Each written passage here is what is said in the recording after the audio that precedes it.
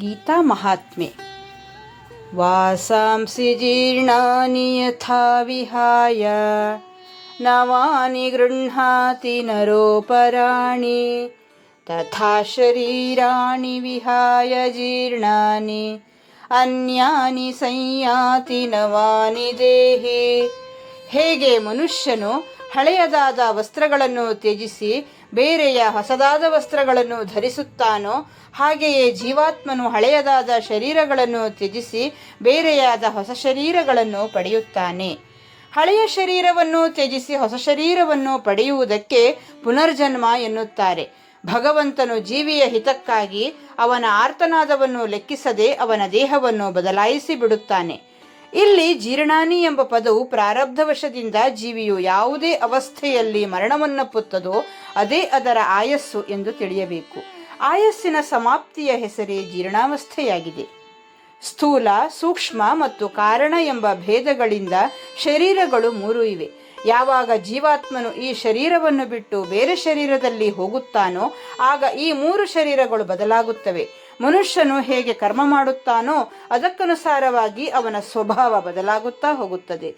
ಸತ್ವ, ರಜ, ತಮ ಈ ಮೂರು ಗುಣಮಯ ವೃಷ್ಟಿ ಪ್ರಕೃತಿಯೇ ಇಲ್ಲಿ ಕಾರಣ ಶರೀರವಾಗಿದೆ. ಇದನ್ನೇ ಸ್ವಭಾವ ಎಂದು ಹೇಳುತ್ತಾರೆ.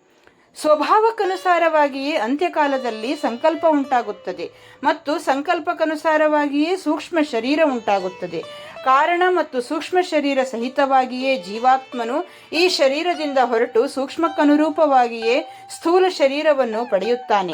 ಅದಕ್ಕಾಗಿ ಸ್ಥೂಲ, ಸೂಕ್ಷ್ಮ ಮತ್ತು ಕಾರಣ ಭೇದದಿಂದ ಮೂರು ಶರೀರಗಳ ಪರಿವರ್ತನೆಯಾಗುವ ಕಾರಣದಿಂದ ವಾಸಾಂಸಿ ಮತ್ತು ಶರೀರಾಣಿ ಈ ಪದಗಳ ಬಹುವಚನದ ಪ್ರಯೋಗವು ಯುಕ್ತಿಯುಕ್ತವಾಗಿದೆ. ಇಲ್ಲಿ ಗೃಹ್ಣಾತಿ ಹಾಗೂ ಸಂಯಾತಿಗಳ ಅರ್ಥವು ಸ್ವೀಕರಿಸುವುದು ಹಾಗೂ ತಿರಸ್ಕರಿಸುವುದು ಎಂದಾಗಿದೆ. ವಸ್ತ್ರಗಳು ತೆಗೆದುಕೊಳ್ಳಲ್ಪಡುತ್ತವೆ ಮತ್ತು ಆತ್ಮವು ಒಂದು ಶರೀರವನ್ನು ಬಿಟ್ಟು ಬೇರೆ ಶರೀರದಲ್ಲಿ ಹೋಗುವುದು ಕಂಡುಬರುತ್ತದೆ.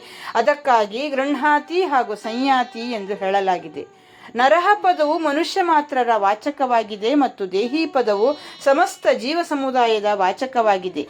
ಬಟ್ಟೆಗಳನ್ನು ಧರಿಸುವುದು ಅಥವಾ ತ್ಯಜಿಸುವುದು ಮನುಷ್ಯರೇ ಮಾಡುತ್ತಾರೆ, ಬೇರೆ ಜೀವಿಗಳಲ್ಲ. ಆದರೆ ಒಂದು ಶರೀರದಿಂದ ಬೇರೊಂದು ಶರೀರಕ್ಕೆ ಗಮನಾಗಮನವು ಎಲ್ಲ ದೇಹಾಭಿಮಾನಿ ಜೀವಿಗಳಿಗೂ ಆಗುತ್ತದೆ. ಅದಕ್ಕಾಗಿ ಬಟ್ಟೆಗಳೊಡನೆ ನರಹ ಎಂಬುದನ್ನು ಹಾಗೂ ಶರೀರಗಳೊಡನೆ ದೇಹಿ ಎಂಬುದನ್ನು ಪ್ರಯೋಗ ಮಾಡಲಾಗಿದೆ. ಹರಿ ಓಂ. ಶ್ರೀಕೃಷ್ಣಾರ್ಪಣಮಸ್ತು.